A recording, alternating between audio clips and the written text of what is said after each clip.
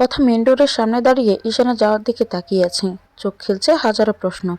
কি হলো, কথা এখানে দাঁড়িয়ে আছো কেন? কথার উত্তর না পেয়ে ইয়ানা কথার দৃষ্টি অনুসরণ করে তাকালে ঈশানকে নিজের রুমে চলে যেতে দেখলো। আর তা দেখে দীর্ঘশ্বাস ছাড়লো। কথা ওখানে দাঁড়িয়ে না থেকে এদিকে এসো।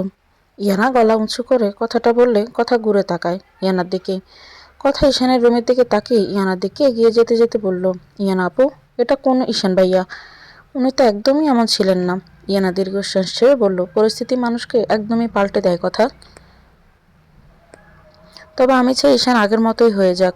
ওকে এমন রূপে মানায় না। ও হাসি মুখটাই ভালো লাগে। কথা কৌতূহল নিয়ে জিজ্ঞেস করে, ঈশান ভাইয়া হঠাৎ এমন হলো কিভাবে ইয়ানা আপু?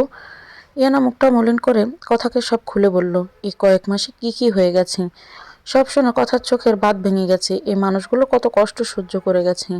ইয়ানা আবার অন্য টপিক নিয়ে কথা বলছে, তবে কথার ভাবনার এখনো ঈশানই। সত্যি তাকে এভাবে একদম মানায় না। তাকে আগের রূপে মানায়। ইমা তহিদুর আর তাহেরের গলা শুনে বেড থেকে নেমে বাইরের দিকে উদ্দেশ্যে পা বাড়ালো। ধীর পায়ে বাইরে বের হয়ে ইমার চোখ কপালে। উঠান ভর্তি বাজার, আর সেগুলো তহিদুর বুঝিয়ে দিচ্ছে জুলেখা বেগমকে। তহিদুর হাসি মুখে বলল, বুঝলো জুলেখা, আমার মেয়ে আর মেয়ের জামাই প্রথম এসেছে এভাবে। কোনো কিছু যাতে কমতি না থাকে। এখানে সব নিয়ে এসেছি, আর কিছু প্রয়োজন হলে বলো, আবার গিয়ে নিয়ে আসছি। জুলেখা সব দেখে বলল, না ভাইজান, আর কিছুরই দরকার নাই। আমি এখনই রান্না শুরু করে দিতেছি। মানিকের মায়েরে খবর দিছি, এখনই চইলে আইব। ওই আইলে পিঠা বানানো শুরু কইরা দিমু। তহিদুর রুমের থেকে এগুতে এগুতে বলল, হ্যাঁ তাড়াতাড়ি করো, জামাই ঘুম থেকে ওঠার আগে সব রেডি করে ফেলো। ইমাকে দেখে তহিদুর থেমে গেল। তাহের ইমাকে এখনো দেখেনি। সে পুকুরে তাজা মাছ দেখতে ব্যস্ত। জুলেখার স্বামী জমির মিয়া পুকুর থেকে তাজা রুই মাছ ধরে এনেছে ইমা আর ইয়াদের জন্য। তহিদুর আর তাহেরের যাবতীয় বাজার আর গরুর মাংস নিয়ে এসেছে। সাথে বাড়ির দেশি মুরগি জবাই করা হয়েছে। তহিদুর আদর মাখা গলায় হাসি মুখে বলল, কেমন আছিস মা? ইমার বুকে যেন প্রশান্তির বাতাস বয়ে গেল তহিদের মুখে মা ডাক শুনে। মনে হচ্ছে নিজের বাবাই তাকে মা বলে ডেকেছে। ইমা থতমত খেয়ে বলল, আসসালামু আলাইকুম। ওয়ালাইকুম আসসালাম। বললি না যে কেমন আছিস মা? ইমা আগের মতোই থমথম খেয়ে বলল, আলহামদুলিল্লাহ ভালো আছি। আপনারা কেমন আছেন? তহিদের মুখ ভরে হাসি দিয়ে বলল, তোকে দেখে একদম ভালো হয়ে গেছি রে মা। তা জামাই কেমন আছে? সেও ভালো আছেন। ঠিক আছে, তুইও গিয়ে একটু রেস্ট নিয়ে নে, রান্না হয়ে গেলে সবাই একসাথে খেয়ে নিব। তহিদুর কথাটা বলে নিজের রুমের দিকে যেতে গেলে ইমা পিছন থেকে ভাঙা গলায় বলল, বাবা। ইমার ভাঙা গলায় বাবা ডাকটা যেন তহিদুরের কানে বারবার প্রতিধ্বনি হতে লাগলো। সে নিজের কানকে বিশ্বাসই করাতে পারছে না যে ডাকটা শোনার জন্য এতগুলো বছর সে ভেতরে ভেতরে তড়পাচ্ছিল। সেই ডাকটা সে শুনতে পেল। তহিদুর ভাবল সে ভুল শুনেছে, তাই ঘুরে তাকালো ইমার দিকে। মা, তুই কিছু বললি আমাকে? ইমা আমতা আমতা করে বলল, হ্যাঁ বাবা, আমি বলছিলাম তোমার হঠাৎ এখানে কিভাবে। ইমার বাকি কথাটা তহিদুরের কানে যায়নি। সে শুধু শুনেছে বাবা ডাকটাই। চোখ থেকে টপ টপ করে পানি পড়তে লাগলো তার। কষ্টের নয়, সুখের পানি, পরম আনন্দের পানি এটা। চোখ মুছে বলল, আর একবার বাবা বলবি? ইমার চোখে পানি চলে এসেছে। ইমা দৌড়ে গিয়ে তহিদুরের বুকে আছড়ে পড়ল। ফুপিয়ে কাঁদতে কাঁদতে বলল, আমাকে মাফ করে দাও বাবা। না বুঝে তোমাকে কত কষ্ট দিয়ে ফেলেছি। তুমি মাফ না করলে সারা জীবন পাপের বোঝা মাথায় নিয়ে ঘুরতে হবে আমাকে। তহিদুর ইমার মাথায় হাত বুলিয়ে দিয়ে বলল, বাবা কখনো তার মেয়ের উপর রাগ করে না রে মা। বাবাদের কাছে মেয়ে হচ্ছে তার আরেক মা। আমি তোর উপর একটু রেগে নেই, একটু অভিমান ছিল। তুই বাবা বলে জড়িয়ে ধরার সাথে সাথেই সে অভিমানটুকুনো মুছে গেছে। ইমা মাথা তুলে তহিদুরের দিকে তাকিয়ে বলল, সত্যি তো রেগে নেই? তহিদুর মেয়ের কপালে চুমু খেয়ে বলল, হ্যাঁ রে মা, একদম ঠিক। এতক্ষণ বাবার বোনের দিকে তাকিয়েছিল তাহের। চোখে পানি চলে এসেছে তার। ঝটপট চোখের পানি মুছে বলল, আমিও কিন্তু আছি এখানে, সেটা ভুলে যেও না দুজনে। তহিদুর এক হাতে বাড়িয়ে দিলে তাহেরও গিয়ে বাবা আর বোনকে একসাথে জড়িয়ে ধরল। তহিদুরের বুকটা আজ ভরে গেছে। আজ তার দুই সন্তানকেই পেয়ে গেছে। আজ তহিদুরের নিজেকে সৌভাগ্যবান মনে হচ্ছে খুব। অনেক সময় পার হয়ে গেলে সবাই নিজেকে সামলে নিয়ে সরে দাঁড়ালো। ইমা বলল, তোমরা এখানে কিভাবে? বললে না তো। তাহের বলল, তোরা আসার পর সাথে সাথে জমির কাকা বাবাকে কল করে জানিয়েছে। বাবা এক মুহূর্ত না দাঁড়িয়ে আমাকে নিয়ে চলে আসলো। তুই আর দুলাভাই প্রথম এভাবে আসলি, আমরা না আসলে হয় নাকি? ইমা ছোট করে বলল, ও তা এত তাড়াতাড়ি চলে আসলি কিভাবে? তাহির হেসে বলল, আর বলিস না, গাড়িকে আজ রকেটের মতো চালিয়ে এসেছি। অন্য সময় এত স্পিডে ড্রাইভ করলে বাবা বকে দেয়, আর আজ বলছিল আরো একটু তাড়াতাড়ি চালাতে। ইমা অবাক হয়ে বলল, বাবা এমনটা কেউ করে? কোনো দুর্ঘটনা ঘটে গেলে কি হতো? তহিদুর হাসি মুখে বলল, কিছু হবে না রে মা। তাহের এদিক ওদিক তাকিয়ে বলল, তো আপু দুলাভাই কোথায়? ইমার রুমের দিকে তাকিয়ে বলল, ঘুমিয়ে পড়েছে। তহিদুর বলল, তুইও গিয়ে একটু রেস্ট নে, লাঞ্চের সময় হয়ে গেছে প্রায়। না বাবা, তুমি যে কাজ করতে বলেছ জুলেখা চাচিকে, সে একা পারবে না, আমি কি একটু হেল্প করি? তহিদুর ব্যস্ত গলায় বলল, না তার দরকার নেই, জুলেখা একাই সব করে নিবে। আর মানিকের মা নাকি আসতে বলেছেন। ইমা রান্নাঘরের দিকে যেতে যেতে বলল, সমস্যা নেই, আমি গিয়ে হেল্প করছি। ঠিক আছে যা, তবে সাবধানে কাজ করিস, এখানে কিন্তু মাটির চুলে রান্না করে জুলেখা। ইমা মাথা নাড়িয়ে ঠিক আছে বুঝিয়ে চলে গেল রান্নাঘরের দিকে। আর তার পিছু পিছু তাহের গিয়ে একটা টুলে বসলো রান্নাঘরের বাইরে। জুলেখা না করলেও ইমা জোর করে হেল্প করতে লাগলো জুলেখাকে। তাহের বলল, আপু বিকেলে গ্রাম দেখতে বের হব কিন্তু। দুলাভাই তো আগে গ্রাম দেখেনি। ইমা সবজি কাটতে কাটতে বলল, কিন্তু তোর দুলাভাই তো বলেছে রোদ একটু কমে এলেই ঢাকার উদ্দেশ্যে রওনা হবে। কি বলছিস? আজ কিছুতেই যাওয়া হবে না, আগামীকাল বিকেলে যেতে পারবি। বাবা তোদের জন্য দুদিনের ছুটি নিয়ে এসেছে। ইমা চিন্তিত হয়ে বলল, ঠিক আছে, তোর ভাইয়াকে বলে দেখেছি। কি বলে? বলা বলের কিছু নেই, আগামীকালের আগে যাওয়ার কথা বলে লাভ নেই। গল্প করতে করতেই রান্নাবান্না শেষ হয়ে গেল। এদিকে ইয়াদের ঘুম ভাঙলে চোখ বন্ধ করে পাশে হাতড়ে ইমাকে খুঁজে না পেয়ে ফট করে তাকালো। সারা রুমেও ইমাকে না পেয়ে উঠে বসলো। তখনই দরজা খুলে ইমা রুমে এলো। ইমা ইয়াদকে বসে থাকতে দেখে বলল, আপনার ঘুম ভেঙে গেছে? আবার কি শাওয়ার নেবেন? ইয়াদ চোখ কষলে বলল, বাসায় গিয়ে নেব শাওয়ার। তুমি রেডি হয়ে নাও, আমরা এখনই রওনা দিব। ইমা রুমের আলমারি খুলে শাড়ি বের করতে করতে বলল, আজ আমরা বাসায় যাচ্ছি না। ইয়াদ বড় বড় চোখে তাকিয়ে বলল, ইমা আমি কিন্তু আগেই বলেছিলাম থাকার বায়না করা যাবে না। এখানে নেটওয়ার্ক প্রবলেম, আমি অফিসের কাজগুলো করতে পারবো না। ইমা শাড়ি বের করে বলল, আমাকে বলে লাভ নেই, বাবা তাহের এসেছে, তার আজ কিছুতেই যেতে দিবে না। ইরা অবাক হয়ে গেল, তাকালো ইমার দিকে। কিছু সময় পর ইমার কথার মানে বুঝতে পারলো। এরা আবার কখন আসলো সেটা বুঝতে পারছে না ইয়াদ। তারা কখন আসলো আর হঠাৎ আমরা এসেছি শুনে এসেছি, আর আপনি যখন ঘুমিয়েছিলেন তখন এসেছে। ইয়াদ থম মেরে বসে রইল। তা দেখে ইমা তাড়াতাড়ি গিয়ে বলল, কি হলো, শাওয়ার নেবেন নাকি বলছেন না কেন? ইয়াদ বিরক্ত হয়ে বলল, শাওয়ার নিয়ে পড়বোটা কি শুনি? কেন, তাহেরের প্যান্ট আর পাঞ্জাবি পরে নেবেন? তাহের কিন্তু আপনার থেকে কম যায় না, ওরটা আপনার হয়ে যাবে, আর নতুনগুলোই এনে দিচ্ছি, যেগুলো তাহের পরেনি আগে। ঈদের উত্তর অপেক্ষা না করে ইমা বের হয়ে গেল। তহিদের প্রতি ঈদে তাহেরের জন্য নতুন ড্রেস কেনার সাথে ইমার জন্য কিন্তু গ্রামে ঈদ করায় ইমার জন্য কেনা সব ড্রেস ইমার বরাদ্দকৃত রুমে আলমারিতে সাজিয়ে রাখতো তাহেরা। ইমা সেই ড্রেসগুলোর মধ্যে থেকে একটা শাড়ি বের করে নিয়ে গেছে শাওয়ার নেওয়ার জন্য। শাওয়ার শেষ করে এসে ইয়াদকে তাহেরের একটা নতুন প্যান্ট আর পাঞ্জাবি বের করে হাতে ধরিয়ে দিল। ইয়াদও বাধ্য হয়ে শাওয়ার নিয়ে এলো। এখানে ওয়াশরুম বাইরে, রুমের সাথে না। তাহেরের প্যান্ট আর পাঞ্জাবি ভালো মতোই হয়ে গেছে ইয়াদের। লাঞ্চ করতে এসে ইয়াদের চোখ কপালে, টেবিল ভর্তি নানান আইটেমের খাবার সাজানো, যার অনেকগুলোর নামও জানে না ইয়াদ। ইমা ইয়াদের কানের কাছে ফিসফিস করে বলল, আপনার না আফসোস ছিল কখনো শ্বশুরবাড়ির জামাই আদর পাবেন না? এবার বুঝবেন জামাই আদর কাকে বলে। ইয়াদ অসহায় দৃষ্টিতে তাকালো ইমার দিকে, আর তা দেখে ইমা দুষ্টু হাসলো। তখনই তহিদুর এসে বসলো একটা চেয়ার টেনে, তার সাথে তাহেরও। কেমন আছো বাবা ইয়াদ? হঠাৎ প্রশ্ন করায় প্রথমে চমকে উঠল ইয়াদ, পরক্ষণে নিজেকে সামলে বলল, আসসালামু আলাইকুম আঙ্কেল। ওয়ালাইকুম আসসালাম। আলহামদুলিল্লাহ, আল্লাহ ভালো রেখেছেন, আপনারা কেমন আছেন? আলহামদুলিল্লাহ, আমরাও ভালো আছি। তো বাবা শুরু করো, সব কিন্তু গ্রামের টাটকা খাবার। ইয়াদ জি বলতেই ইমা খাবার দিতে লাগলো সবাইকে। ইয়াদ একটা শেষ করে ওঠার আগে তহিদুর আরেকটা দিতে বলছি ইমাকে, আর ইমাও বাধ্য মেয়ের মতো বাবার কথা শুনছে। ইয়াদ বারবার না করে যাচ্ছে, আর ইমা বাবার কথা দিয়েই যাচ্ছে। ইয়াদ এবার কটমট করে তাকালো ইমার দিকে, তাতে ইমা ভয়ের ডোক গিলল, আর বাবাকে বুঝিয়ে বলল ইয়াদ আর পারবে না। সবাইকে দিয়ে ইমাও সাথে বসে পড়লো খেতে। সবার খাওয়া শেষে ইয়াদ রুমে গিয়ে দপাস করে বেডে শুয়ে পড়ল। জামাই আদর কাকে বলে সত্যি আজ হাড়ে হাড়ে টের পেয়েছে ইয়াদ। ইমা সব গুছিয়ে রুমে এসে দেখে ইয়াদ চোখ বন্ধ করে শুয়ে আছে। ধীর পায়ে ইয়াদের দিকে এগিয়ে কাছে গিয়ে দাঁড়াতেই একটানে ইয়াদ ইমাকে বেডে ফেলে দিল। ইমার উপর উঠে দুহাত দুপাশে বেডের সাথে চেপে ধরে ফেলল। ইয়াদ কড়া গলায় বলল, তখন এমন করছিলে কেন? আমি না করার পরও দিয়েই যাচ্ছিলে। ইমা আমতা আমতা করে বলল, বাবা দিতে বলেছিল, আমি কি করতাম? ইস, কি আমার বাপের ভাদ্যমে এসেছেন, আমি জীবনে এত খাবার খাইনি, আজ একসাথে যতটা খেয়েছি।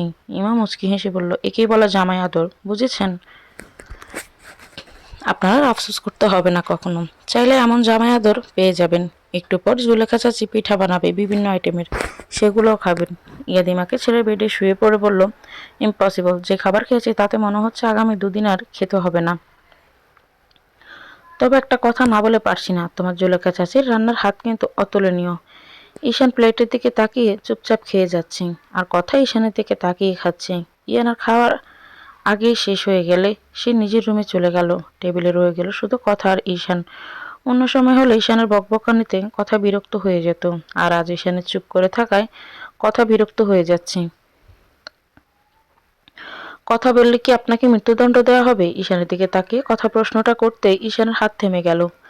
কথা প্রশ্নের উত্তর পাওয়ার জন্য ঈশানের দিকে তাকিয়ে আছেন, তবে ঈশানের দৃষ্টি আগের জায়গাতেই সীমাবদ্ধ। ঈশান শান্ত গলায় বলল, হয়তো মৃত্যুদণ্ডের থেকে কঠিন কোনো শাস্তি হবে। এটুকু বলে ঈশান আবার খেতে লাগলো। কথা যদি ঈশানের মনের ভেতরটা দেখতে পেতেন তাহলে জানতে পারত সামনে বসে থাকা মানুষটা তার সাথে কথা বলার জন্য কতটা ছটফট করছেন প্রতিটা মুহূর্তেই। অন্যদিকে কথা প্রচণ্ড মিস করছে আগের ঈশানের সে দুষ্টুমিগুলো। এখন কথা বুঝতে পারছে সেই হাসি খুশি ঈশানকে তার কতটা ভালো লাগে। কথা মনে মনে ঠিক করলো ঈশানকে সে আবার আগের মতো করেই ছাড়বে। আনমনে খেতে গিয়ে হাতে মাছের কাঁটা ফুটে গেল কথার। কথার মৃদু চিৎকারে ঈশান তাকালো কথার দিকে। কথা আঙুলের দিকে তাকিয়ে আছে, আঙুলের ডগায় রক্ত বের হয়ে গেছে। ঈশান উঠে গিয়ে কথার একটু আঙুলটা মুখে পুড়ে নিল। কথা চমকে উঠে বলল, আরে করছেনটা কি আপনি? ছি, আমার একটু আঙুলে মুখ পুড়লেন কেন? ঈশান ইশারায় কথাকে চুপ করে পড়তে বলে ঠোঁট দিয়ে কথার আঙুলে চেপে ধরে রেখেছে। ঈশান হঠাৎ কথার আঙুলটা চুষে নিলে কথা শিউরে উঠল। এক দৃষ্টিতে তাকালো ঈশানের দিকে। কথা সারা শরীর কাটা দিয়ে উঠেছে। ঈশান মুখ থেকে আঙুল বের করে ধমক দিয়ে বলল, সাবধানে খাওয়া যায় না? মাছের কাঁটা বাঁচতে পারো না বললেই হতো, আমি বেছে দিতাম। আর না হলে চিকেন বা অন্য কিছু দিয়ে খেতে। যেটা পারো না সেটা করতে যাও কেন? এখন যদি হাতে না বিঁধে কাঁটাটা গলায় বিঁধে যেত। ঈশানের ব্যস্ত গলায় শাসন দেখে কত অবাক হয়ে তাকিয়ে আছে ঈশানের দিকে। এটুকুর জন্য এত শাসন? এতক্ষণ জোর করে কথা বলানো যাচ্ছিল না, আর এখন কথা একটু বলতে নিজের খোলস ছেড়ে বেরিয়ে এলো। কথা ঈশানের চোখে নিজের জন্য অডেল ভালোবাসা দেখতে পাচ্ছেন। নিজেকে নিয়ে ঈশানকে ভাবতে দেখছেন। আপনি কি সত্যিই ভালোবাসেন এই শ্যামবর্ণ আনস্মার্ট গেম মেয়েটাকে? কথার মুখে হঠাৎ এমন প্রশ্ন শুনে ঈশানের হুঁশ ফিরে। সে এতক্ষণ কি করছিল? এবার না সরে আসতে পারছে আর না কথার পাশে থাকতে পারছে। আর প্রশ্নের উত্তরটা কি দেবে দোটানায় পড়ে গেছে সে। ঈশান কথার প্রশ্ন এড়িয়ে যাওয়ার জন্য উঠে চলে যেতে নেয়, কিন্তু কথা পেছন থেকে হাত টেনে ধরে ঈশানের। ঈশান ঘুরে না তাকিয়ে বলে ওঠে, হাতটা ছাড়ো কথা। কথা শান্ত গলায় বলেন, হাতটা ছাড়ানোর আগে ভালো করে একবার ভেবে নিন। আর যদি এই হাতটা ছাড়তে হয় আর কোনোদিন কিন্তু ধরার সুযোগ পাবেন না। ঈশান হাত ছাড়ানোর জন্য মচড়া ছিল, কিন্তু কথার বলা শেষ হতেই ঈশান শান্ত হয়ে যায় আর বিস্ময়কর দৃষ্টিতে তাকিয়ে কথার দিকে। ঈশান কথার দিকে তাকাতে কথা ইশারায় বোঝায় সে যা বলছে একদম সত্যি, কোনো মজা করেনি। কথা ঈশানের হাত ধরে রেখেই বলল, উত্তরটা কিন্তু এখনো পাইনি আমি। ঈশান অসহায় গলায় বলল, কাউকে ভালোবাসি বলার অধিকার আমার বাবা মা আমার থেকে কেড়ে নিয়েছে। যার প্রতিটা রক্তকণিকায় দুজন খুনের রক্ত বসে, তার কাউকে ভালোবাসি বলার যোগ্যতা নেই। কথা ঈশানের হাত ছেড়ে দিয়ে ঈশানের পাশে দাঁড়ালো আর বলল, বাবা মায়ের অন্যায়ের শাস্তি সন্তান কেন পাবে? তারা পাপ করেছে, তাদের পাপের শাস্তি তারা পেয়েছে। তাদের পাপের শাস্তি আপনি কেন পাবেন? খুনি বাবা মায়ের সন্তান হয়ে জন্মানোই আমার অপরাধ। কথা তাচ্ছিল্যের হাসি দিয়ে বলল, যেমন কালো হয়ে জন্মানোটা আমার অপরাধ। ঈশান গলার স্বর কঠিন করে বলল, আমাদের সবাইকে আল্লাহ তাআলা সৃষ্টি করেছি, কালো হয়ে জন্মানো তোমার কোনো অপরাধ নয়। কথা এবার ঈশানের চোখে চোখ রেখে বলল, কালো হয়ে জন্মানো যদি আমার অপরাধ না হয় তাহলে খুনির সন্তান হয়ে জন্মানোটাও আপনার অপরাধ নয়। আপনি নিজের বাবা মা নিজে ঠিক করেননি, আল্লাহ তাআলা যাদের আপনার বাবা মা ঠিক করেছেন তারাই আপনার বাবা মা হয়েছে। তারা অন্যায় করেছে, তার শাস্তিও তারা ভোগ করেছে, এতে আপনার কোনো দোষ নেই। ঈশান আর কিছু না বলে নিজের রুমের দিকে চলে গেল, আর কথা সেদিকে তাকিয়ে দীর্ঘশ্বাস ছাড়ল। অনেক বড় আঘাত পেয়েছে ঈশান, এত সহজে সেটা কাটিয়ে উঠতে পারবে না। ইহাদার ইমা সবার থেকে বিদায় নিয়ে গাড়িতে উঠে বসলো। দুদিন বেশ এনজয় করেছে দুজনেই। ইয়াদের জামাই আদর পাওয়ার শখ মিটে গেছে, আর এসবে ইমা বেশ মজা নিয়েছে। সারা গ্রাম ঘুরে দেখিয়েছে ইয়াদকে। ইমা তার বাবা মায়ের পুরনো বাড়িতে গিয়েছিল। এত বছরের সব জঙ্গল আর ধুলোবালিতে ঢাকা পড়ে গেছে। ইমার নানার বাড়ির মালিক এখন অন্য মানুষ, তাই সেখানে যাওয়া হয়নি। দুদিন গ্রামে থেকে আজ ঢাকার উদ্দেশ্যে রওনা হয়েছে ইয়াদ আর ইমা। আসার আগে তহিদুর আর তাহেরকে বারবার বলে এসেছে ইয়ানার বিয়েতে আসতে। তহিদুর ইমাকে বলে দিয়েছে যখনই ইচ্ছে হয় যেন তহিদুরের বাসায় চলে যায়। সেটাই এখন ইমার বাড়ি। ইয়াদ গাড়ি ড্রাইভ করছে। ইমার সামনের দিকে তাকিয়ে বলে উঠল, এখন থেকে রাগ করে বাবার বাড়ি চলে যেতে পারবো কিন্তু। ইয়াদ ব্রুকুচকে তাকিয়ে বলল, বাই চান্স তুমি কি আমাকে ভয় দেখাচ্ছ? ইমা মজা করে বলল, বাবা আমার গাড়ি কটা মাথা, আবার আমি ইয়াদকে ভয় দেখাবো? ইয়াদ কিছু বলল না, সামনে দেখে ড্রাইভ করতে লাগলো চুপচাপ। তা দেখে ইমা আবার বলল, আপনি কি ভয় পান নাকি? ইয়াদ সামনে দৃষ্টি রেখে বলল, পৃথিবীর সব পুরুষরাই তাদের স্ত্রীকে ভয় পায়, আর কাউকে পাক আর না পাক স্ত্রীকে অবশ্যই ভয় পায়। ইমা ইয়াদের দিকে হালকা করে বলল, তার মানে আপনিও আমাকে ভয় পান? ইয়াদ ছোট ছোট চোখ করে ইমার দিকে তাকিয়ে বলল, তোমার কি মনে হয় আমি তোমাকে ভয় পাই? ইয়াদের তাকানো দেখে ইমা নিজেই ভয় পেয়ে গেল, আর সোজা হয়ে বসে সামনে তাকিয়ে বলল, আপনি আর ভয় দুটো বিপরীত শব্দ মনে হয় আমার কাছে। আর আপনি ভয় পাবেন আমাকে, সেটা কোনোদিন হবে না। ইয়াদ বিড়বিড় করে বলল, হ্যাঁ আমি তো বোকা, তোমাকে বুঝতে দিন আমিও তোমাকে ভয় পাই, আর তুমি আমার মাথায় উঠে বসে থাকো। গাড়ি থামান। ইমার চিৎকারে ইয়াদ ভয় পেয়ে ব্রেক কষল, আর গাড়ি একটু গিয়ে থেমে গেল। গাড়ি থামতেই ইমা নিজের সিট বেল্ট খুলে লাফ দিয়ে নেমে গেল গাড়ি থেকে। ইয়াদ অবাক হয়ে বলল, আরে কোথায় যাচ্ছ? ইয়াদের প্রশ্ন উত্তর না দিয়েই ইমা একদৌড়ে রাস্তার অপর পাশে চলে গেল পুচকা স্টলের কাছে। কড়া ঝাল দিয়ে পুচকা দিতে বলল। ইয়াদ নিজেও নেমে এসে ইমার সামনে দাঁড়ালো, পকেটে হাত গুজে ধমক দিয়ে বলল, এভাবে কেউ আসেন? আমি ভয় পেয়ে গিয়েছিলাম। ইমা ফুচকা বানানো দেখতে দেখতে বলল, আমি জানি ফুচকার কথা বললে আপনি জীবনেও গাড়ি থামাতেন না। ইয়াদ রেগে বলল, তো রাস্তায় এসব অস্বাস্থ্যকর খাবার খাওয়ার জন্য কে গাড়ি থামাবে? তুমি জানো এগুলো কিভাবে বানায়, কত নোংরা? ইয়াদকে কথা শেষ করতে না দিয়ে বলল, দেখুন ফুচকা নিয়ে যা ইচ্ছে তাই বলুন, তবে এটা দেখলে না খেয়ে থাকতে পারবো না আমি, তাই শুধু শুধু কষ্ট করে এত কথা বলে লাভ নেই। ইয়াদ ফুচকাওয়ালাকে 500 টাকার নোট দিয়ে ইমার দিকে তাকিয়ে বলল, যত ইচ্ছা খাও, আর খাওয়া হয়ে গেলে গাড়িতে চলে এসো, আমি গাড়িতেই আছি। ইয়াদ হনহনিয়ে গাড়িতে গিয়ে বসে পড়ল, আর ইমা ইচ্ছে মতো ফুচকা খেতে লাগলো। অতিরিক্ত জাল হওয়ায় চোখ মুখ লাল হয়ে টকটকে হয়ে গেছে ইমার। খাচ্ছে আর হাত দিয়ে মুখে বাতাস করে যাচ্ছে। আর না পেরে খাওয়া বন্ধ করে গাড়িতে গিয়ে বসে কোনো মতে ইয়াদকে যেতে বললুম। ইমার গলাটা কেমন যেন লাগলো ইয়াদের কাছে, তাই ঘুরে তাকালো। ইমাকে দেখে চমকে উঠল ইয়াদ। চোখ মুখ ঠোঁট টকটকে লাল হয়ে গেছে, যেন টাচ করলে রক্ত বের হয়ে যাবে। এ কি, তোমার এই অবস্থা কেন? ইমা ভেঙে ভেঙে বলল, ফুচকা অনেক ঝাল ছিল। ইয়াদের ইচ্ছে করছে ফুচকাওয়ালাকে ধরে মরিচের গুঁড়ায় গোসল করাতে, কিন্তু সেটা পারছে না, কারণ দোষ তার থেকে ইমার বেশি। ইয়াদ তাড়াতাড়ি পানির বোতল বের করে দিলে ইমা ডকডক করে সবটা শেষ করে দিল, তবুও হুঁ করছে ঝালে। ইয়াদ কী করবে বুঝতে না পেরে ইমার দুগাল ধরে কাছে এনে মুখে ফুঁ দিতে লাগলো।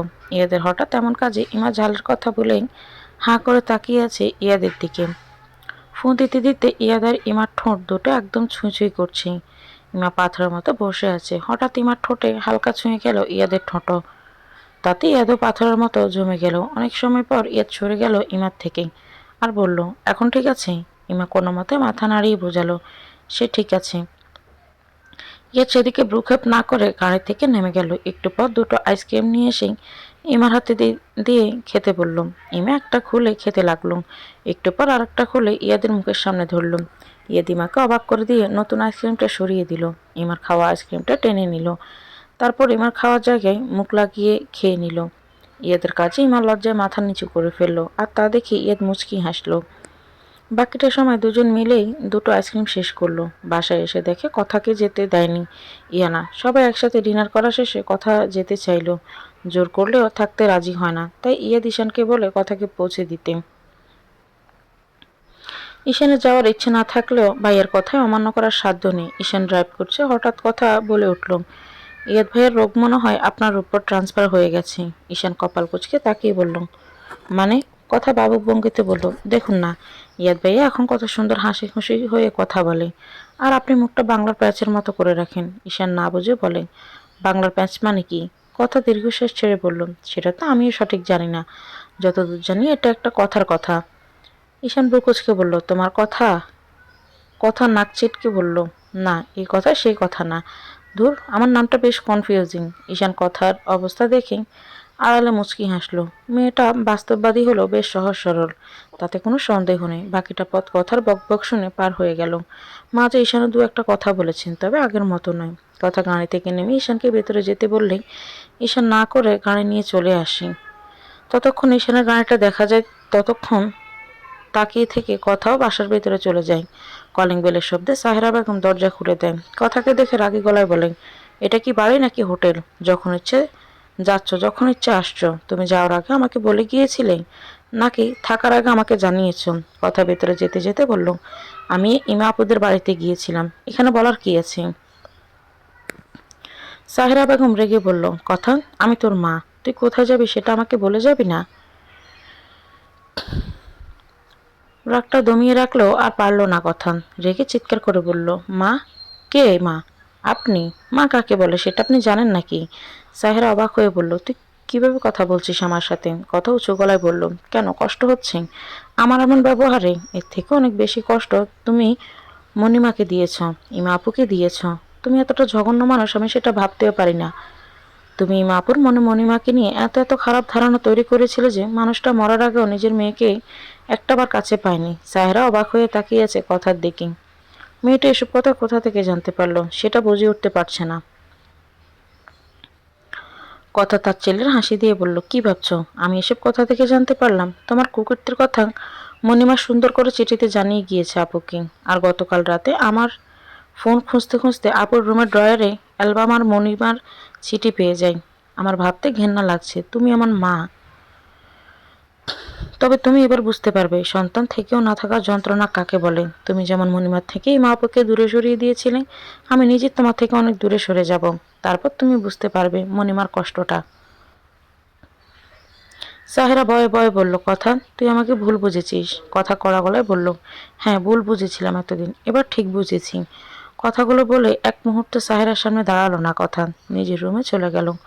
পরিবারের ঝামেলা থেকে কথা বরাবরই দূরে থাকে, তাই এসবের কিছুই জানতো না। গত রাতেই মার রুমে ফোন খুঁজতে গিয়ে চিঠিটা পেয়ে যায়। আর চিঠি পড়ে নিজের মায়ের আসল রূপ জানতে পারে কথা। নিজের রুমে দরজার সামনে দাঁড়িয়ে সবটাই শুনতে পেল আরমান। সেও ভাবতে পারছে না তার মা নিজের বোনের সাথে এমন জঘন্য অন্যায় করেছে। আরমানও ঘৃণায় মুখ ফিরিয়ে নিল মায়ের থেকে। আরমান ইমার সাথে কম অন্যায় করেনি, কিন্তু তার জন্য সে প্রতি মুহূর্তে অনুশোচনায় দগ্ধ হয়ে এসেছে। কিন্তু তার মায়ের মধ্যে কোনো অনুশোচনাও নেই। এত কিছুর পরও নিজের সাফাই গাইতে চাইছিল। সাহেরা বেগম ঘুরে আরমানকে দেখে বলল, দেখেছিস তোর বোন কতটা বেয়াদব হয়েছে? আরমান তার ছেলের হাসি দিয়ে বলল, পাপ কাউকে ছাড়া না মা। যা করেছ তার ফল তো ভোগ করতেই হবে। আরমানও নিজের রুমে চলে গেল আর সাহেরা ধপ করে সোফায় বসে পড়ল। সে একদিন মেয়ের এমন ব্যবহার মানতে পারছে না। আর তার তাহেরা কতগুলো বছর এসব সহ্য করেছে। বিয়ে শপিং করতে এসেছে ইয়ানার রেহান। ইয়ানার সাথে ঘুরতে ঘুরতে রেহানের মাথা ঘুরছে এখন। রেহান ক্লান্ত গলায় বলল, ইয়ানা, একটা বেনারসি খোঁজার জন্য পুরো মল ঘোরা শেষ, তবুও তোমার পছন্দ হচ্ছে না? ইয়ানা বেনারসি দেখতে দেখতে বলল, দেখুন, বিয়ে জীবন একবারই আসে, তাই সবকিছু মন মতো হওয়া চাই। আর আপনার কষ্ট হলে বাসায় চলে যান, আমি একাই করতে পারবো। রেহান বোকার মতো হেসে বলল, আরে না না, কষ্ট হবে কেন? তোমার যতক্ষণ লাগে শপিং করো। ইয়ানা, তুমি এখানে?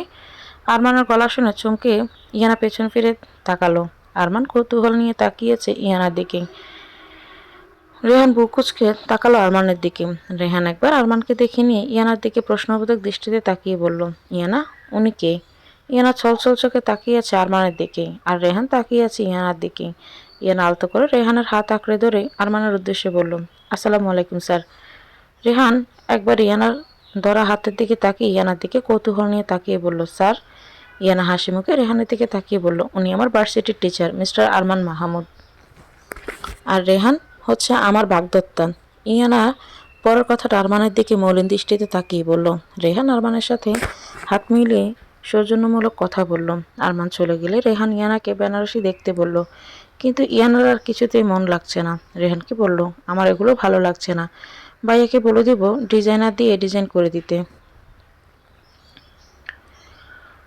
রেহান কিছু একটা ভেবে বলল, ঠিক আছে বেনারসি থাক, তুমি জুয়েলারি আর বাকি যা যা লাগে সেসব দেখো। ইয়ানা মলিন হেসে বলল, আমার শরীরটা খারাপ লাগছে, অন্যদিন শপিং করব, আজ বাসায় চলুন। রেহান ব্যস্ত গলায় বলল, কি হয়েছে তোমার, বেশি খারাপ লাগছে? আমাকে বলো কোথায় কষ্ট হচ্ছে, না হলে চলো হসপিটালে গিয়ে টেস্ট করলেই বোঝা যাবে। রেহানের ব্যস্ততা দেখি ইয়ানা চোখ বড় বড় করে তাকিয়ে আছি। আর আপনি এত ব্যস্ত হচ্ছেন কেন? এমনি ঘোরাঘুরি ভালো লাগছে না আজ, অন্যদিন করব বাকি শপিং। রেহান স্বস্তির নিঃশ্বাস ছেড়ে বলল, ঠিক আছে ফুড কোর্টে গিয়ে আগে খাওয়া দাওয়া করে নেই। ইয়ান আর কথা বাড়ালো না, রেহানের সাথে ফুড কোর্টে চলে গেল। আর মানের কথা ভেবে নিজেদের স্পেশাল মোমেন্ট নষ্ট করার মানেই হয় না, তাই ঠিক করলো কিছু খেয়ে আবার শপিং করবে। আজ কথার ক্লাস নেই, কথা ক্লাসে বসে আছে গালা হাত দিয়ে। ক্লাসে বসে থাকতে বিরক্ত লাগছে তার, কিন্তু বাসায় যেতেও ইচ্ছে করছে না। কি করবে সেটা ভেবে হঠাৎ ঈশানের কথা মাথায় এলো। ঝটপট নিজের ফোন বের করে ঈশানকে কল দিল। দুবার রিং হয়ে কেটে গেল, কিন্তু ঈশান ফোন ধরল না। কথা জেদ ধরে দিতেই থাকলো। ঈশান রিসিভ করে বিরক্ত গলায় বলল, হ্যালো। কথা ঈশানকে পুরোটা শেষ করতে না দিয়ে অস্থির গলায় বলল, এখনই আমার কলেজের সামনে আসুন প্লিজ, একদম লেট করবেন না, এখনই আসুন, লেট করলে কিন্তু অনেক বড় বিপদ হয়ে যাবে। কথাটা শেষ করে কল করতে দিল কথা। অপর পাশ থেকে ঈশান ব্যস্ত গলায় হ্যালো হ্যালো করেই যাচ্ছে। ঈশান আবার ট্রাই করলে কথার ফোন সুইচ অফ বলছেন। ঈশান অলরেডি ঘামতে শুরু করেছে টেনশনে। কথা এভাবে কেন বলল, তার কোনো বিপদ হলো নাকি, সেটা ভেবে ঈশানের চিন্তায় মাথা ফেটে যাচ্ছে। এক মুহূর্ত না দাঁড়িয়ে গাড়ি নিয়ে ছুটল কথার কলেজে। এদিকে কথা জোশে পড়ে এভাবে বলে ফেলেছে, কিন্তু এখন ভয়ে কাঁপাকাঁপি করছে। ঈশান তার কি অবস্থা করবে সেটা ভেবে 10 মিনিটের মধ্যে ঈশান কথার কলেজের গেটের সামনে গাড়ি থামালো। কথা গেটের সামনে দাঁড়িয়েছিল। ঈশান দ্রুত গাড়ি থেকে নেমে কথার সামনে দাঁড়িয়ে কথার হাত মুখ ভালো করে চেক করতে লাগলো। ব্যস্ত গলায় বলল, কি হয়েছে, এভাবে আসতে বললে কেন? কথা অবাক হয়ে বলল, আরে কি হবে, এমনি আসতে বলেছি, আপনি এমন করছেন কেন? ঈশানের মাথা গরম হয়ে গেল কথার এমন হেয়ালি দেখি, আর রেগে ধমক দিয়ে বলল, এমনি এমনি কে এভাবে আসতে বলে? জানো আমি কতটা ভয় পেয়ে গিয়েছিলাম, কিভাবে ড্রাইভ করে এসেছি তোমার কোনো আইডিয়া আছে? You stupid. কথা ঈশানের ধমক খেয়ে মুখ কালো করে দাঁড়িয়ে আছে, মাঠের দিকে তাকে চুপচাপ দাঁড়িয়ে আছে। ঈশান বলা শেষে চুপ হয়ে গেলে কথা ঘুরে কলেজের ভিতরে যেতে চাইলে ঈশান হাত টেনে ধরে বলে, কি হলো, কিছু না বলে এখন আবার কোথায় যাচ্ছ? কথা গাল ফুলিয়ে বলে, আপনাকে আর কিছুই বলবো না আমি, আপনি কতগুলো বকা দিয়েছেন আমাকে। ঈশান আবার শান্ত গলায় বলে, আরে বাবা তুমি ওভাবে ডাকছিলে, আমি ভেবেছি তোমার কোনো বিপদ হয়েছে, তাই ভয় পেয়ে গিয়েছিলাম। কথা ভ্রু কুঁচকে তাকিয়ে বলল, আমার বিপদ হলো আপনার কি? ঈশান বিড়বিড় করে বলল, সেটা যদি বুঝতেই পারতেন তাহলে এভাবে কষ্ট দিতে না। ঈশানের কথা বুঝতে না পেরে কথা আবার একই প্রশ্ন জিজ্ঞেস করলে ঈশান জানালো কিছুই বলেনি সে। আর জানতে চাইলো ঈশানকে এভাবে ডাকার কারণ। কথারও গড়গড় করে ক্লাসের বিষয়ে সব বলে দিল। ঈশান কিছু একটা ভেবে বলল, গাড়িতে উঠে বসতে। কথা জানালা দিয়ে বাইরে দেখে বলল, কোথায় যাচ্ছি আমরা? ঈশান দুষ্টুমি করে মুচকি হেসে বলল, আজ যেদিকে চোখ যায় সেদিকে চলে যাব। কথা মুগ্ধ হয়ে দেখলো ঈশানের সেই হাসি, আর আনমনে বলে উঠল, আপনি সবসময় এমন হাসতে থাকবেন, আপনার গম্ভীর মুখ মানায় না, এমন হাসি খুশি ভালো লাগে। ঈশান হাসিটা বজায় রেখে কথার দিকে তাকিয়ে বলল, কিছুদিনের জন্য হাসিটা বিসর্জন দিয়ে অনেক মূল্যবান কিছু পেয়ে গেছি। কথা ছোট ছোট করে চোখে ঈশানের দিকে তাকিয়ে ঈশান হাঁ করে হাসতে লাগলো, আর কথা ঈশানকে চড় থাপ্পড় দিতে লাগলো। ঈশানের হাসি থামছেই না, আর কথা তাকে মেরেই যাচ্ছে। সারা বাড়ি সুন্দর করে সাজানো হয়েছে, আজ ইয়ানার বিয়ে, গতকাল গায়ে হলুদ গেছে, তাকে দেখতে আজ লাল পরীর মতো লাগছে। ইয়াদ আর ঈশান খুব ব্যস্ত সময় পার করছে। ঈশানের দায়িত্ব পড়েছে গেস্টদের অ্যাটেন্ড করা, আর ইয়াদ সব কিছু দেখছি। ইয়ানাকে সাজানো হচ্ছে, একটু পরে বরযাত্রী চলে আসবে। ইয়ানা আপু তোমার হলো বরযাত্রী চলে আসবে তো। গাড়ির শাড়ির আঁচল ঠিক করতে করতে ইয়ানার রুমে ঢুকে ইমা কথাটা বলল। সামনে তাকিয়ে ইয়ানাকে দেখে কথা বন্ধ হয়ে গেল ইমার। ইমা ইয়ানার সামনে দাঁড়িয়ে বলল, আজ রেহান ভাইয়ের হুঁশ উঠে যাবে তোমাকে দেখি। ইমার গলা শুনে ইয়ানা নিজেকে ধরে রাখতে পারল না, পেছন ঘুরে ইমাকে জড়িয়ে ধরে কান্না করে দিল। ইমা প্রথমে বেবাচাকা খেলেও নিজেকে সামলে ইয়ানাকে জড়িয়ে ধরলো, ব্যস্ত গলায় বলল, কি হয়েছে আপু, তুমি কাঁদছো কেন? ইয়ানা কাঁদতে কাঁদতে বলল, ভাইয়াকে ছাড়া আমি কিভাবে থাকবো, ভাইয়াকে ছাড়া আমি কোথাও যেতে পারবো না। ইমা কি বলবে বুঝতে পারছে না। ইয়ানা জ্ঞান হবার পর থেকে ইয়াদের সাথে থেকেছে সবসময়। ইয়ানা যেমন ইয়াদের জান, ইয়াদও ইয়ানার জান বলা যায়। ইমা সান্ত্বনা দেওয়ার বাসা খুঁজে পাচ্ছে না। ইমা খেয়াল করছে গত দুদিন ধরেই ইয়াদের মনটা বার হয়ে আছে। ইমা ইয়ানার মাথায় হাত বুলিয়ে বলল, আপু, তুমি তো দূর কোথাও যাচ্ছ না, ইচ্ছে করলেই তোমার ভাইয়ের কাছে চলে আসতে পারবে। ইয়ানা তবুও নিঃশব্দে কান্না করতে লাগলো। কথা এতক্ষণ চুপচাপ দেখছিল, এবার ইয়ানার সামনে দাঁড়িয়ে বলল, এটা কি করছো ইয়ানা আপু? এত কষ্ট করে ওনারা সাজালো, সব কেঁদে নষ্ট করে দিচ্ছ। এবার তো তোমাকে দেখে রেহান ভাইয়া ভূত ভেবে ভয়ে পালাবে। ইয়ানা ইমাকে ছেড়ে কথার দিকে তাকালো, কোমরে হাত দিয়ে দাঁড়িয়ে। কথা সব কটা দাঁত বের করে হি হি করে হাসতে লাগলো। আর ওর হাসি দেখে ইয়ানার ইমাও হেসে দিল। হঠাৎ হুড়মুড়িয়ে 4-5টা মেয়ে ঢুকলো আর ইয়ানার সাথে মজা করতে লাগলো। ইমা তাদের চেনে, তারা সবাই ইয়ানার ফ্রেন্ড।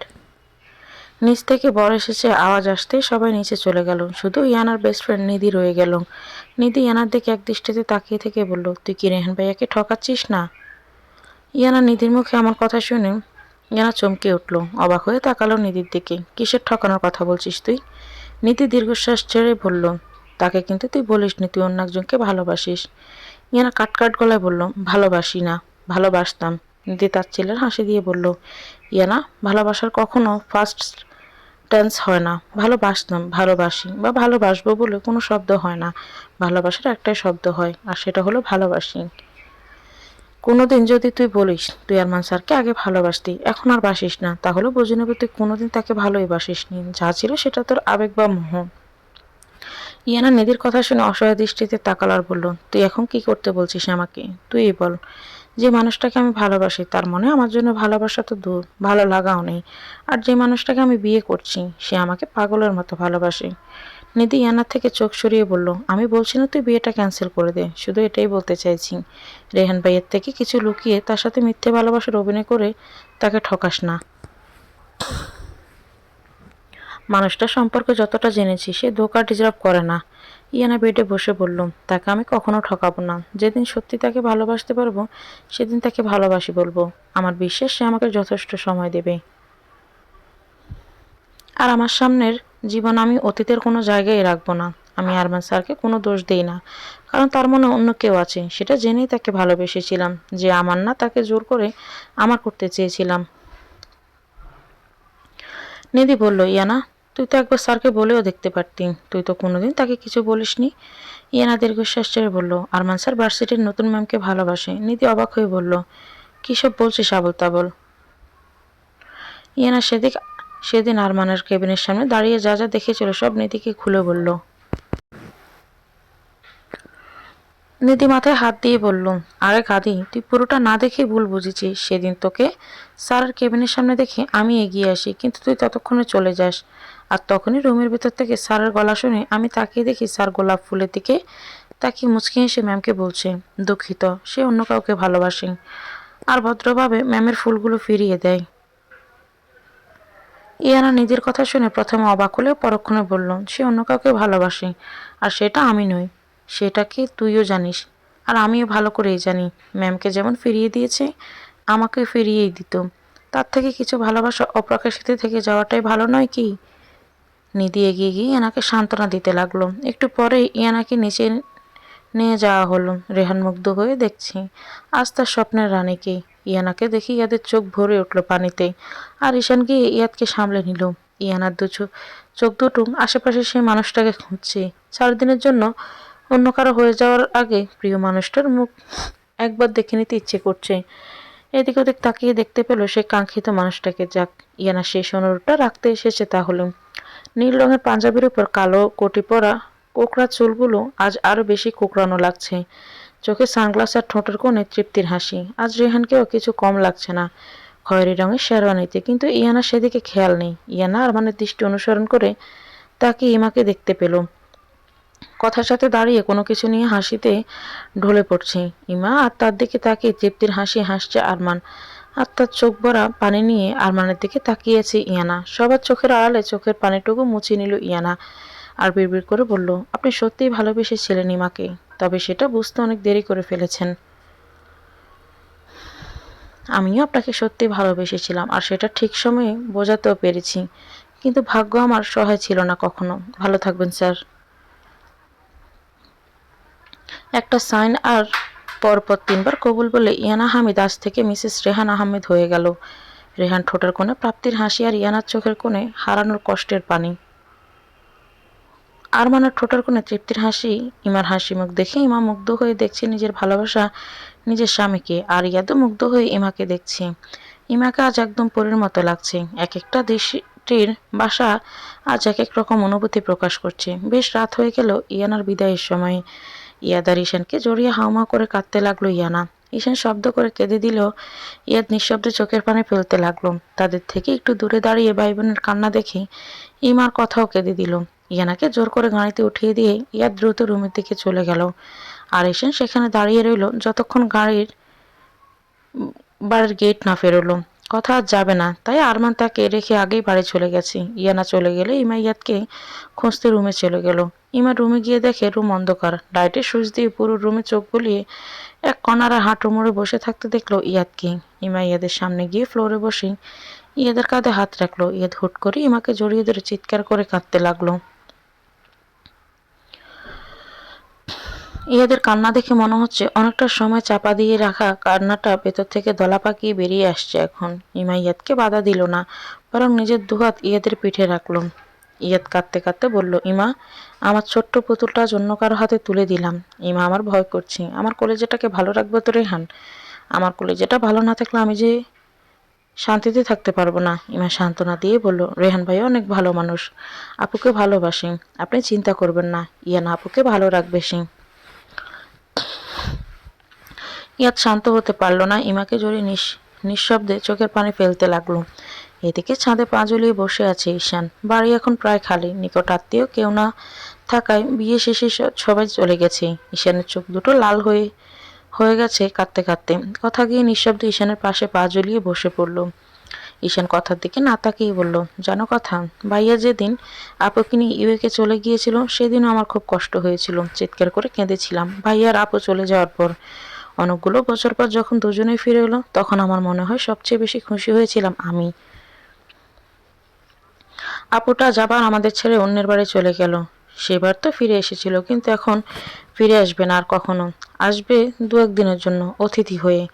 কথাগুলো বলতে বলতে ঈশানের চোখ থেকে টপ টপ করে পানি পড়তে লাগলো। কথা হালতে হাতে ঈশানের চোখের পানি মুছে দিল। ঈশান মায়াভরা দৃষ্টিতে তাকালো কথার দিকে। সেই দৃষ্টি কথার বুকে বিঁধল তীরের মতো। ঈশান আর কথা চুপচাপ বসে রইল ছাদে পা ঝুলিয়ে। ঈশানের চোখ থেকে মাঝে মাঝে পানির কণা গড়িয়ে পড়ছে। ফুলে সাজানো বেডে ফুলপরির মতো বসে আছে ইয়ানা। নিজেকে এই মুহূর্তে অনুভূতি শূন্য মনে হচ্ছে ইয়ানার কাছে। কাঁদতে কাঁদতে চোখের পানিও মনে হয় শুকিয়ে গেছে। এখন কাঁদলে শুধু চোখ জ্বালা করে, পানি বের হয় না। রুমটা তার পছন্দের রজনীগন্ধা দিয়ে সুন্দর করে সাজানো হয়েছে। ফুলের গন্ধে মনে হচ্ছে কোনো বাগানে বসে আছে সে। দরজা খোলার শব্দে ইয়ানার কোনো হেলদোল হলো না। রেহান দ্রুত পায়ে তার সামনে এসে দাঁড়ালো। সেটা ভালোই বুঝতে পারলো ইয়ানা। রেহান ইয়ানার হাত ধরে হ্যাঁচকা টানে বেড থেকে নামিয়ে ফেলল। ইয়ানা অবাক চোখে তাকিয়ে রেহানের দিকে। হঠাৎ হ্যাঁচকা টানতে হয় মাথার ঘোমটা সরে গেছে। ইয়ানা স্পষ্ট দেখতে পাচ্ছে রেহানের রাগী চেহারা। ইয়ানা ভয়ে ভয়ে বলল, কি হয়েছে? আপনি এমন করছেন কেন? রেহান ইয়ানাকে আরো অবাক করে দিয়ে হুট করে জড়িয়ে ধরল। এমনভাবে জড়িয়ে ধরেছে ইয়ানার মনে হচ্ছে সে রেহানের বুকের ভেতর ঢুকে যাচ্ছে। রেহান ইয়ানার কানের কাছে ফিসফিস করে বলল, কি হয়েছে সেটা তুমি বুঝতে পারবে না, এখন বলো, ভয় পেয়েছ? রেহানের কথার উত্তর কি দেবে ইয়ানা? সে বরফের মতো জমে গেছে। হঠাৎ এভাবে জড়িয়ে ধরায় রেহানও আর কিছু বলল না। চুপচাপ ইয়ানাকে জড়িয়ে ধরে দাঁড়িয়েই রইল। বেশ অনেকটা সময় পর রেহান ইয়ানাকে ছেড়ে দুগালে ধরে মুখটা উঁচু করে বলল, ভয় পেয়েছ? ইয়ানা কোনো মতে মাথা নাড়িয়ে হ্যাঁ বোঝালো। আর তাতে রেহান মুচকি হেসে বলল, ভয় দেখানোর জন্যই এমনটা করেছি। এত বছর অপেক্ষা করানোর আর ভয় পাওয়ানোর শাস্তি এটা। একটা দুটো দিন না, পুরো 10 থেকে 12টা বছর অপেক্ষা করিয়েছ। আর এই বছরগুলোতে প্রতিটা মুহূর্তে আমি তোমাকে হারানোর ভয়ে ভয়ে থাকতাম। এতগুলো বছর অপেক্ষা করার পর পেয়েছি, তাই জড়িয়ে না ধরে থাকতে পারলাম না। তার জন্য কিছু মনে করো না। এরপর তোমার অনুমতি ছাড়া কখনো কাছে যাব না। রেহান হুট করে ইয়ানার কপালে কিস করে বলল, তবে ভেবো না, কাছে যাব না বলে একটু একটু জড়িয়ে ধরা বা কিছু করব না। এগুলোর জন্য তোমার অনুমতি নিব না বলে দিলাম। যখন ইচ্ছে হবে শক্ত করে জড়িয়ে ধরবো আর কিছু করব। ইয়ানা ভ্যাবলার মতো তাকিয়ে রেহানের কাণ্ড কারখানা দেখছি। লোকটা অতি খুশিতে পাগল হয়ে গেল নাকি বুঝতে পারছে না। রেহান ইয়ানার অবস্থা বুঝতে পেরে মুচকি হাসলো। সে নিজেও বুঝতে পারছে অতি খুশিতে সে অদ্ভুত আচরণ করছে, কিন্তু নিজেকে স্বাভাবিক করতেও পারছে না। রেহান ইয়ানাকে ছেড়ে এক হাত পরিমাণ দূরে গিয়ে কোমরে হাত দিয়ে পা থেকে মাথা পর্যন্ত দেখতে লাগলো ইয়ানার। রেহানের এমন কাণ্ডে ইয়ানার লজ্জা আর ভয়ে মাথা নিচু করে ফেলল। রেহান কোমরে হাত দিয়ে ইয়ানার চারপাশ ঘুরে তাকে দেখতে লাগলো। হুট করে ইয়ানাকে কোলে তুলে নিল পেছন থেকে। ইয়ানা ভয়ে রেহানের শেরওয়ানি খামচে ধরল। ভয়ে কাচুমাচু হয়ে বলল, আরে আরে করছেনটা কি? নামান, আমাকে ফেলে দিলে কোমর ভেঙে যাবে তো। ইয়ানা মোটেও হ্যাংলা পাতলা নয়, আবার খুব বেশি মোটাও নয়। ইয়ানা তার হাইট অনুযায়ী পারফেক্ট ওজনের অধিকারিণী, তাই রেহানের কষ্ট হওয়ার কথা ইয়ানাকে কোলে তুলে। কিন্তু রেহান বলল, চুপচাপ দেখো কি করে, না হলে এমনি না ফেললেও ইচ্ছে করে আচার দিব বলে দিলাম। ইয়ানা ভয়ে কথা না বাড়িয়ে চুপচাপ থাকলো, আর রেহান তাকে ড্রেসিং টেবিলের সামনে নিয়ে নামিয়ে দিল আর নিজে গিয়ে ইয়ানার পেছনে দাঁড়ালো। পেছন থেকে আলতো করে জড়িয়ে ধরে ইয়ানার পেটের ওপর হাত রাখলো। ইয়ানা কেঁপে উঠল রেহানের এমন স্পর্শে, কিন্তু রেহানের কথায় তা বেশি সময় স্থায়ী হলো না। রেহান ইয়ানার কাঁধে নিজের থুতনি রেখে বলল, দেখো তো আমাদের কেমন মানিয়েছে। রেহানের কথা শুনে ইয়ানা অবাক চোখে মাথা ঘুরিয়ে রেহানের দিকে তাকালো, কিন্তু রেহান এক হাতে ইয়ানার গাল ধরে আয়নার দিকে মুখ করিয়ে বলল, এদিকে না, আয়নার দিকে তাকিয়ে দেখো। ইয়ানা রেহানের কথা শুনে আয়নায় দুজনকে দেখতে লাগলো। সত্যি খুব সুন্দর মানিয়েছে দুজনকে একসাথে। আজ প্রথম ইয়ানা রেহানকে ভালো করে প্রখর করতে লাগলো আয়নায়। রেহান আর ইয়াদের উচ্চতা প্রায় সমান সমান, গায়ের রং ফরেনারের মতো, মাথার ব্রাউন কালার সিল্কি চুল, চোখ দুটো অনেকটা ব্রাউন কালার, ডান পাশে ব্রুতে একটা কাটা দাগ, যেটা ইয়ানার দেওয়ার বলা চলে। ইয়ানাকে বাঁচাতে গিয়ে একদিন গাছের গুড়ির উপর পড়ে গিয়েছিল আর কেটে গিয়ে দাগটা হয়ে গেছে। রেহানের ঠোঁট দুটো অনেক চিকন আর লাল রঙের, খয়েরি রঙের শেরওয়ানিতে রেহানকে কোনো প্রিন্সের থেকে কম লাগছে না। ইয়ানার কেন জানি মনে হচ্ছে রেহানের সাথে তাকে যতটা মানাচ্ছে আরমানের সাথে ঠিক ততটা মানাতো না। হঠাৎ রেহান ইয়ানার কানের কাছে ফিসফিস করে বলল, এভাবে তাকিয়ে থেকো না, বুকের ভেতরটা কেমন যেন করে। রেহানের এমন ফিসফিস কথা ইয়ানার গায়ের লোম কাটা দিয়ে উঠলো আর লজ্জায় চোখ নামিয়ে ফেলল। রেহান টুপ করে ইয়ানার গালে একটা কিস করলে ইয়ানা আবার বড় বড় চোখে তাকায় রেহানের দিকে, আর রেহান তা দেখে হা হা করে হাসতে লাগলো। ইয়ানা আবার চোখ নামিয়ে নিল লজ্জায়। রেহান হাসি থামিয়ে বলল, ফ্রেশ হয়ে অজু করে এসো, একসাথে 2 রাকাত নফল নামাজ আদায় করতে হবে। ইয়ানা এবারও বেশ অবাক হলো রেহানের কথায়, তবে সেটা প্রকাশ করলো না। দুহাতে বেনারসি উঁচু করে ধরে ওয়াশরুমের দিকে যেতে গেলে রেহান হাত টেনে ধরলো পেছন থেকে। ইয়ানা প্রশ্নবোধক দৃষ্টিতে রেহানের দিকে ঘুরে তাকালে রেহান বলল, আরে এভাবে ওয়াশরুমে যাবে নাকি? আগে জুয়েলারি খুলে হালকা হয়ে তারপর যাও। ইয়ানাও বাধ্য মেয়ের মতো ড্রেসিং টেবিলের সামনে টুলে বসে জুয়েলারি খুলতে লাগলো। ইয়ানা হিমশিম খাচ্ছে দেখে রেহান হেল্প করতে লাগলো।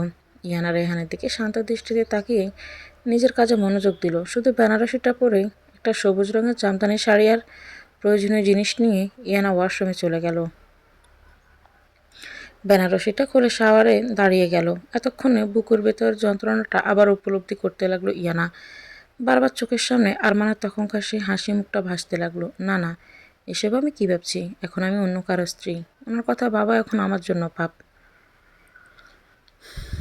আমার জীবনে এখন শুধু একজনই আছে, আর সে হচ্ছে রেহান। ইয়ানা নিজের মনকে যতই বোঝাক, চোখ দিয়ে তার নোনা জল গড়িয়েই চলেছে। ইয়ানা চুপচাপ ভিজতে লাগলো। অনেক সময় পরও যখন ইয়ানা বের হচ্ছে না, তখন রেহান ওয়াশরুমের দরজার সামনে দাঁড়িয়ে ডাকতে লাগলো, কিন্তু ইয়ানার কোনো সাড়া শব্দ পেল না। রেহান সাড়া না পেয়ে ওয়াশরুমের দরজা জোরে ধাক্কা দিতে দরজা খুলে গেল, আর রেহান টাল সামলাতে না পেরে ভেতরে চলে গেল। ইয়ানাকে দেখে রেহানের চোখ ছানাবড়া হয়ে গেছে। ইয়ানা হঠাৎ রেহানকে দেখে প্রথমে বরফের মতো জমে গিয়েছিল, পরক্ষণে নিজের দিকে তাকিয়ে দুহাত ক্রোশে আঁকড়ে বুকের উপর রেখে চিৎকার দিল। ইয়ানা চিৎকারে রেহানের হুঁশ ফিরল। দুহাতের তর্জনী আঙুল কানে গুঁজে দ্রুত বের হয়ে আসলো। ইয়ানা আবার দ্রুত শাওয়ার শেষ করে ড্রেস চেঞ্জ করে রাগী ফেস নিয়ে ওয়াশরুম থেকে বের হলো।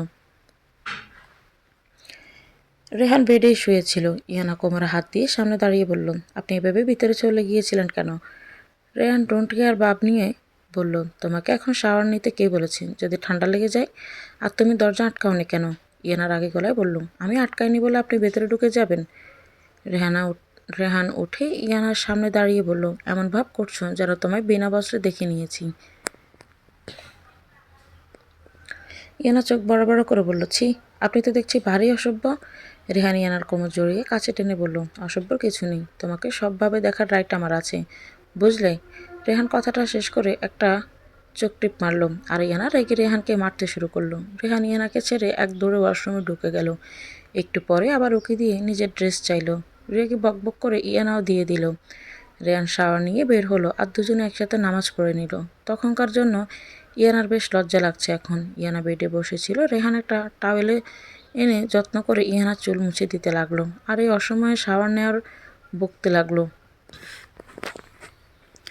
ইয়ানা যখন বলল নিজে কেন তাহলে শাওয়ার নিয়েছে, তখন রেহান ফাটা বেলুনের মতো চুপসে গেল। চুল মোছা হয়ে গেছে, এখন লক্ষ্মীমের মতো গিয়ে শুয়ে পড়ো। ইয়ানা আমতা আমতা করে বলল, আমার আপনার সাথে কিছু কথা ছিল। রেহান খুশি হয়ে বলল, কথা আছে না? আমারও অনেক কথা আছে, কিন্তু তোমার ক্লান্ত লাগছে ভেবে ঘুমোতে বলছিলাম। ওয়েট। রেহান হুট করে ইয়ানাকে কোলে তুলে ব্যালকনিতে নিয়ে দোলনায় বসালো। ইয়ানা কিছু বুঝে ওঠার আগে সে দোলনায় বসে আছে। দোলনাটা ফুল দিয়ে সাজানো হয়েছে সুন্দর করে। রেহান ইয়ানার পাশে বসে বলল, নাও এবার বলতে থাকো। ইয়ানা একটা লম্বা শ্বাস নিয়ে রেহানকে প্রথম থেকে সব কিছু খুলে বলল। প্রথমে যে হাসি মুখটা নিয়ে এসেছিল সেই হাসি মুখটা এখন আর রেহানের নেই। ইয়ানা মাথা নিচু করে বলল, মিথ্যা দিয়ে সম্পর্কটা শুরু করতে চাইনি। রেহান ইয়ানাকে অবাক করে দিয়ে ইয়ানার মুখটা দুহাত তুলে ধরে কপালে কিস করে বলল, ভালোবাসা যদি অন্যায় হতো তাহলে সে অন্যায় আমিও করেছি, তোমাকে ভালোবেসে। তবে অন্যায়টা তখন হতো যদি আমার থেকে সত্যিটা লুকিয়ে মিথ্যা অভিনয় করতে। কিন্তু একটা কথা মনে রেখো, আমি অতটা মহান না নিজের বউয়ের মনে অন্য কারো বসবাস মেনে নিব। ইয়ানা এবার অসহায় দৃষ্টিতে তাকালো রেহানের দিকে, আর রেহানও অনুরোধের স্বরে বলল, বেশি না ইয়ানা, একটু ভালোবাসলেই হবে, বাকিটা আমার ভালোবাসা দিয়ে পুষিয়ে দেব। তোমার মনে একটু জায়গা দেওয়ার চেষ্টা করো।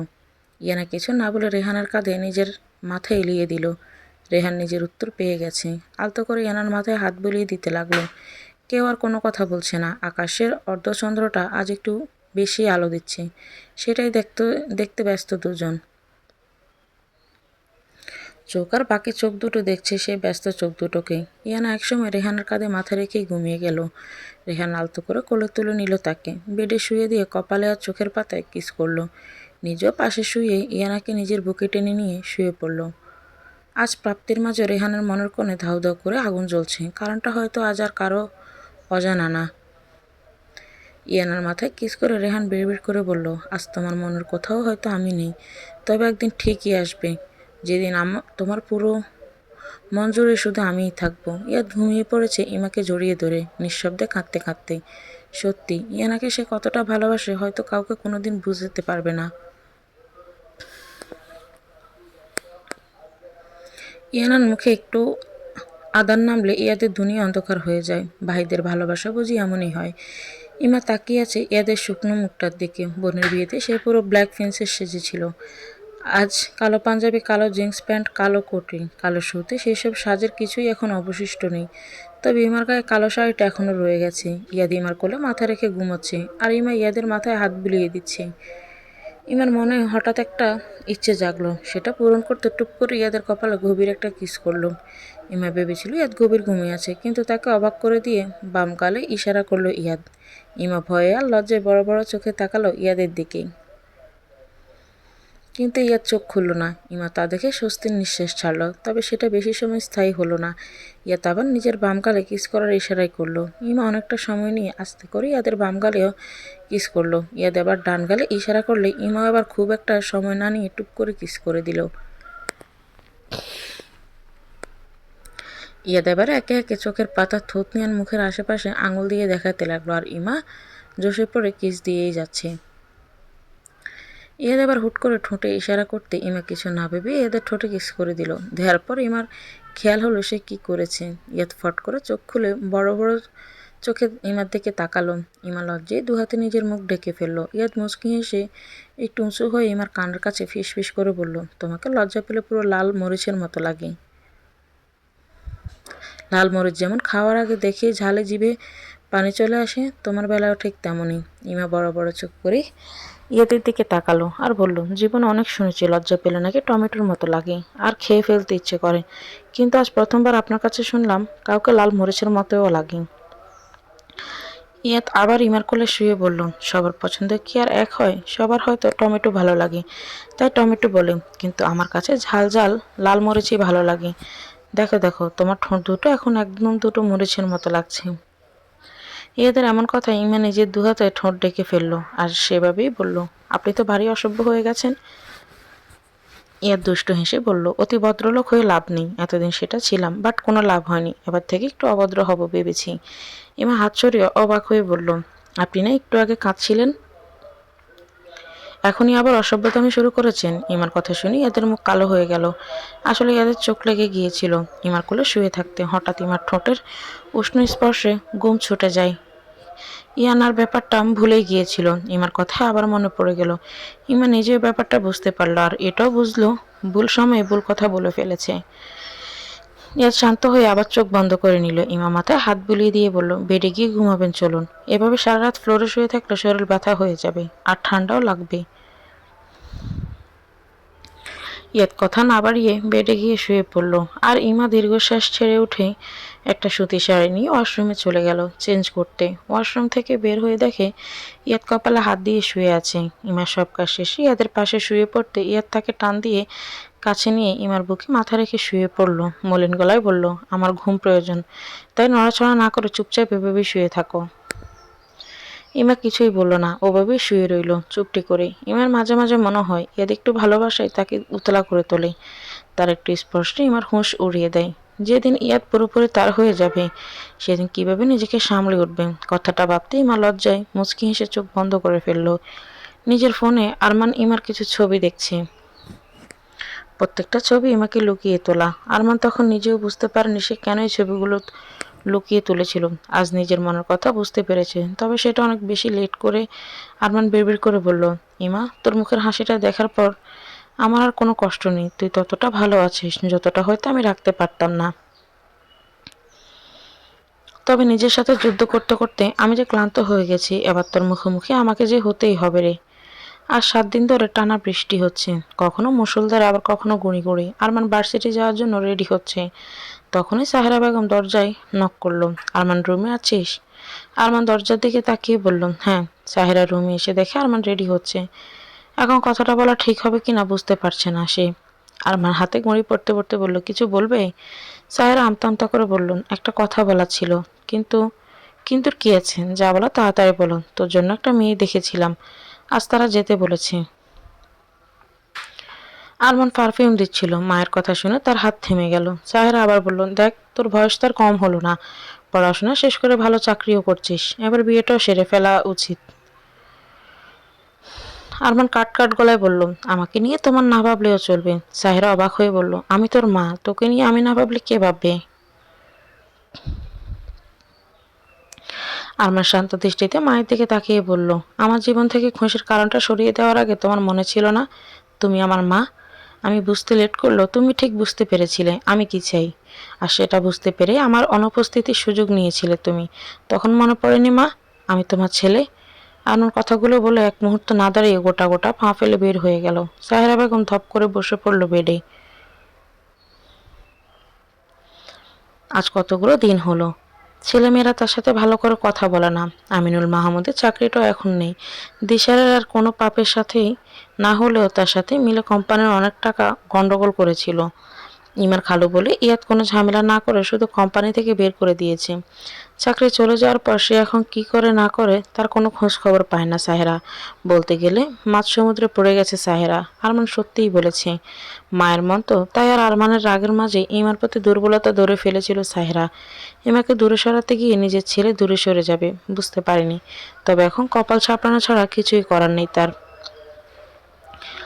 নিজের বাইক নিয়ে এখন ভার্সিটি যায় আরমান। নিজের বাবার কুকীর্তির কথা জানার পর তার গাড়ি আর ছুঁয়েও দেখেনি।